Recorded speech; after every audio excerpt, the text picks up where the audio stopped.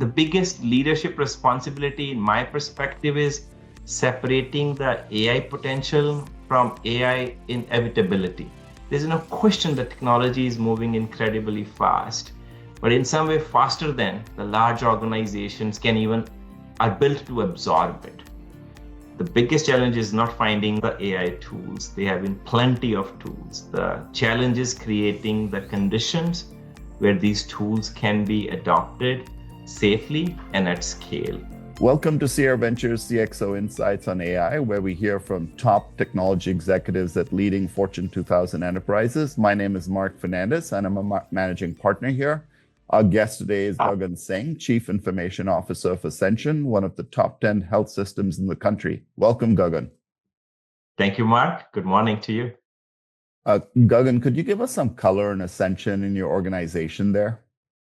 Ascension is one of the largest nonprofit and Catholic health systems. Ascension is a mission-based organization. We provide care to everyone who needs it, but special attention is given to those who really need it well. That's our mission. In FY25, Ascension provided $1.7 billion of care to the people who are in poverty or they need the community benefits, along with $1.8 billion to the Medicare patients who could not reimburse the needs. With approximately 97,000 associates, 25,000 aligned providers, we own 90 wholly owned hospitals, along with have joint interest in 29 additional hospitals, and we operate 22 senior living facilities and multiple other care settings, including ambulatory surgery centers and clinics as well. I lead Ascension Technologies within the organization, responsible for everything to do with technology infrastructure, enterprise applications and platform, data strategy, as well as the cybersecurity. Gagan, where are you in the AI journey? Could you give us some specific examples of how AI is helping you and maybe some places where it hasn't yet worked? It's a very interesting question, Mark. I would say our AI journey is actually moving from experimentation to the operationalization. A year ago, or maybe two, if you would have asked me, I think the most of the conversation was like, where can we pilot AI? And today, the conversation is much more about disciplined approach. Where can AI create measurable value, improve our caregivers or our patient and associate experience?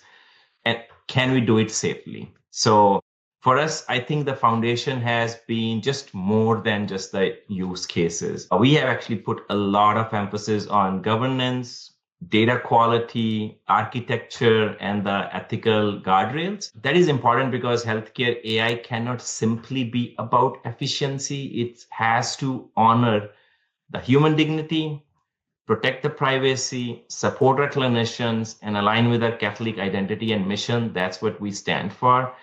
And the other important aspect, as a former chief data officer, we have spent a significant time building a cloud-based data architecture and enterprise data governance structure so we can improve our data quality and create consistency and make the decisions faster. So now in terms of where we have seen the real wins and the value, it's where AI reduces the friction in the work. One example is our ambient documentation for our physicians. Documentation has been one of the biggest contributors to burnout. When the physicians have to spend the evenings or the weekends finishing notes, we call them the pajama times. Ambient AI is actually beginning to turn hours of documentation into the minutes, and while still keeping the clinician in control of the final note. The opportunity is not just like to replace the clinical judgment, but actually to make the right information, which is summarized, structured, and available at the right time. So nurses can move from shift to shift, and they actually have all the necessary information about the patient from a patient care perspective. Another example is the operational one. We actually build traditional predictive models and provide a prediction about the length of stay from a discharge perspective for a patient. Earlier, it used to be like when you are onboarding a patient or when you are looking into that, it just take 20 hours or so to figure it out. Our data science team, we can actually, using AI-powered approach, we can provide a prediction within 2 hours about the discharge planning for a given patient. So to me, This is really helping with the throughput, the bed management, the patient experience, and the care coordination. Gagan, you were CDO before becoming CIO. So what's been harder here, the technology, the data, or the organizational change? I would say, Mark, all of these matters, but the organization change is the hardest and most important. Technology is moving rapidly as you have been in the VC space. The tools are improving every month. While the implementation has never been simple in a healthcare environment, but the core technology is becoming more and more capable and more accessible. The biggest challenge is not finding the AI tools. They have been plenty of tools. The challenge is creating the conditions where these tools can be adopted safely and at scale. Data is a hard one too. As a former CDO, data had been fragmented, it's messy, it's deeply contextual, and often tied to the workflows that are never designed for AI.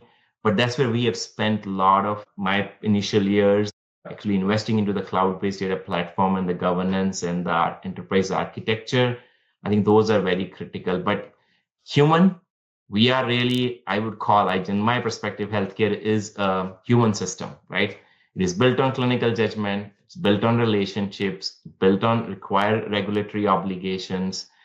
We are a mission-driven organization, so mission and trust and ethics are very critical.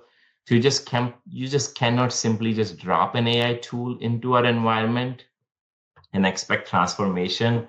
You really have to bring people along. You have to explain what the tool does, what it does not do, how it has to be validated, and what human oversight and the intervention which is needed so that it doesn't replace the human judgment.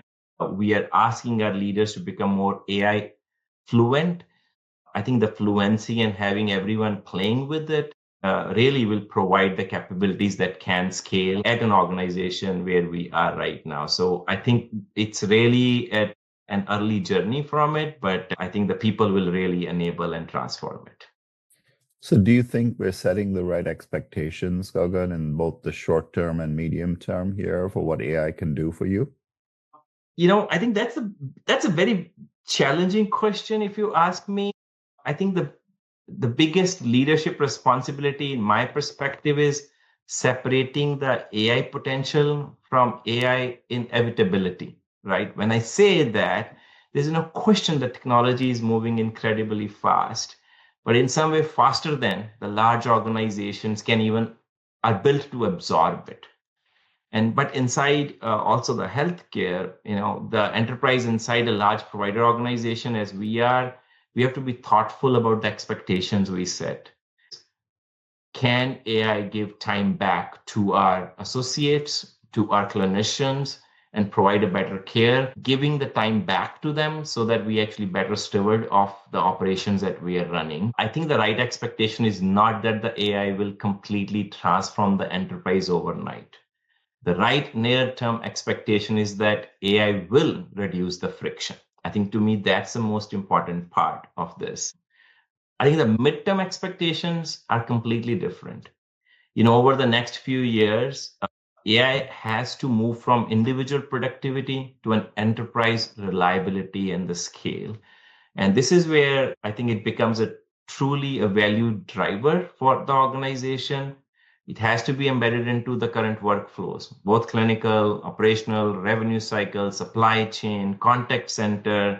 I think once the trust is built and we can scale it across the organization, I think that's where the enterprise productivity will come into the picture with this. I do believe the large term perspective or the long term perspective is really when we redesign the entire workflows that exist in an enterprise, that would the real value will come. That's very interesting, Gagan, because everything you've focused on so far is, efficiency, friction, and then the long-term view on it. But are you seeing, given that healthcare is very unique in many ways, and you're more on the provider side of things, but are you seeing fundamental changes, whether it's in radiology, whether it's in certain areas? Do you feel like AI is making inroads on that front from that perspective? Absolutely. I'll tell you, like radiology, as you gave an example, Mark, is one of the early adopters of artificial intelligence, right? Before the whole generative AI came into the picture, radiology actually really was adopting many of the AI capabilities that are out there. You can figure it out, the size of the tumor, you're looking at the picture, you determine what the next steps are going to be. It really has exploded a lot. Not only are we are looking at this problem individually, but you have the data at your discretion, you have the compute power at your discretion now, which was never there before, that you can make decisions much faster. We have adopted predictive AI, predictive models like 6 years ago when I joined the organization through a partnership with a data science institute. But as I gave an example, like it used to take hours, like 25 hours to create a DRG prediction. Now we can actually do it in less than an hour. So, Gagan, if you were starting from scratch today, what part of the enterprise stack, technology wise, would you redesign because of AI, knowing what you know right now? I would say, I think what we have, I call it like we have built conveyor belts in the large organizations. There is a lot of handover that happens from one team to another team because we have built the core technology platforms or core platforms in a way that you need to take the patient from the registration, then you take it to a room, then you're having a nurse given your taking your initials, vitals around that, then the provider is coming and providing, looking into that stuff, then you having the patient get discharged and revenue cycle team come into the picture, then a billing happens. If you think about that, all of our core systems and core technologies are built and the people and the processes are designed in a way that they are moving in like a conveyor belt because everybody wants to get an efficiency around that. Whole challenge has been there are a lot of different data layers that are built across all this ecosystem. Revenue cycle looking at a different data, then a doctor is looking at a different data, then a nurse is looking at from the documentation aspect of it.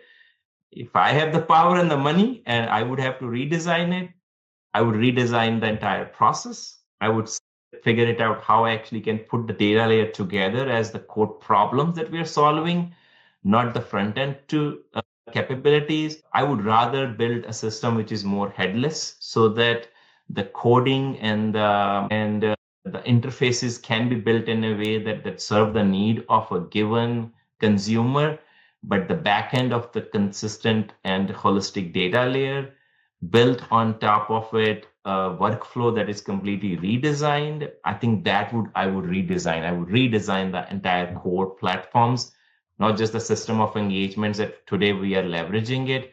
I think that's where the power lies in the future, and that's where the disruption lies in the future as well. Gagan, one final question. So, given that I'm in the venture capital business, what advice would you give to startups right now who are just launching AI native companies? But how would you recommend that they work with you? My advice to startups and sometimes to my team, sometimes I think, do not lead with AI. I say lead with the problem, right? Large health systems are not short of AI ideas right now. We are seeing solutions, many demos, many inspiring capabilities, if you ask me. But the startups really have to break through the ones that are really providing clear answers, not to a very basic question, but like a holistic problem that what friction are you removing from the system? You cannot be looking into one silo problem, one silo individual areas. That's how a lot of the legacy technology has been built around that. It's really about removing the friction for the caregiver in general, removing the friction for the patients in general. I think my ask to all the startup companies would be not looking into the individual workflows and automation. Do not repeat the same mistake what RPA did it in the past, the robotic process automation did it in the past. Like, can I automate this thing through agentic workflow? Can I automate this? Is look for how you can remove the friction in a given ecosystem within the healthcare, not just within the provider, the prior authorization process that happens between provider and the payer. How can you actually remove that? The care navigation that happens between the ecosystem of the healthcare, whether you are having the patient coming from an ambulatory setting to an acute setting to really a post-acute setting, how can actually make the friction go away?